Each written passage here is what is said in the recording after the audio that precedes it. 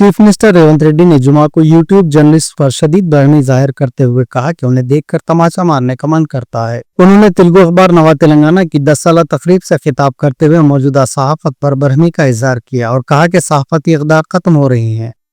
उन्होंने इल्जाम लगाया कि सोशल मीडिया के नाम पर ऐसे लोग भी सहाफी बन रहे हैं जिन्हें बुनियादी तालीम भी नहीं है। रेवंत ने सीनियर सहाफियों से अपील की कि उनसे दूर रहें। उन्होंने कहा कि सियासतदानों की तरफ सहाफियों की साख भी मुतासिर हो रही है।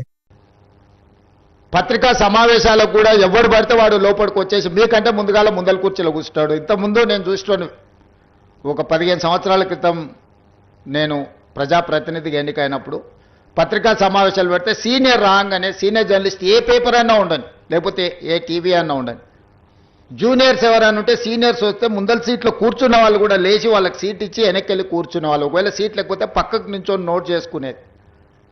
ఒక బాధ్యత, ఒక గౌరవం, ఒక మర్యాద. వాళ్ళ యాజమాన్యాలు ఎవరున్నా జర్నలిస్టుని ఒక గౌరవించుకునే పరిస్థితి ఉండే. ఇప్పుడు ఆ పరిస్థితి పూర్తిగా దెబ్బతిన్నది. వాడు ఖాళీగా ఉంటాడు కాబట్టి 3 గంటల ముందే వచ్చి ముందల కుర్చీలో కూర్చుంటాడు, కాలు మీద కాలు వేసుకొని. వాడికి ఆ వచ్చిన సీనియర్ జర్నలిస్టు వాళ్ళ జీవితాన్ని మొత్తం జర్నలిజంలో కలిపినరు. వాళ్ళు సిన్సియర్గా ప్రజా సమస్యల్ని విశ్లేషించడానికి, పరిశోధనలు చేయడానికి వాళ్ళ జీవితాన్ని, ఆరోగ్యాన్ని ఫనంగా పెట్టి, కుటుంబాలను కూడా ఫనంగా పెట్టి ప్రజల సమస్యలను తెలుసుకోవడానికి ఎక్కడెక్కడనో మారుమూల ప్రాంతాలకు వెళ్ళి రోజుల కొద్దీ ప్రజలలో మమేకమై ఆ సమస్యల్ని తెలుసుకొని వాళ్ళు రాసిందన్న సంగతి, పాలకులు చేస్తున్న తప్పులను పట్టుకోవడానికి నిరంతరం శ్రమించి విశ్లేషించి మన ప్రాంతంలో జరిగిన విద్యుత్ ఉద్యమాల వెనుక ఇంత కఠోరమైన దీక్ష జర్నలిస్టులది ఉన్నది.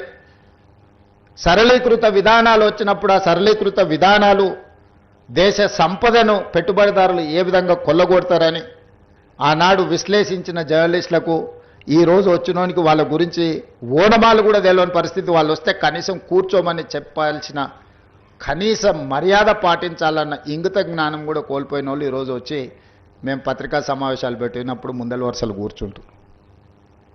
కూర్చోవడం కూడా ధిక్కారంగా, మన మీదో లోకు అయినట్టు వాడేదో మన మీద పెత్తనాన్ని చెలాయించడానికి వచ్చినట్టు మన కళ్ళకు చూస్తుంటాడు. ఇంకా నువ్వు నమస్కారం పెడతలేవు, నన్ను చూసి తల ఉంచుకుంటలేవేందని. నాకైతే అప్పుడప్పుడు అనిపిస్తుంది దిగిపోయి పల్ల చెంపలు వలగొట్టాలని. కానీ పరిస్థితులు, హోదా అడ్డం వస్తుంటాయి.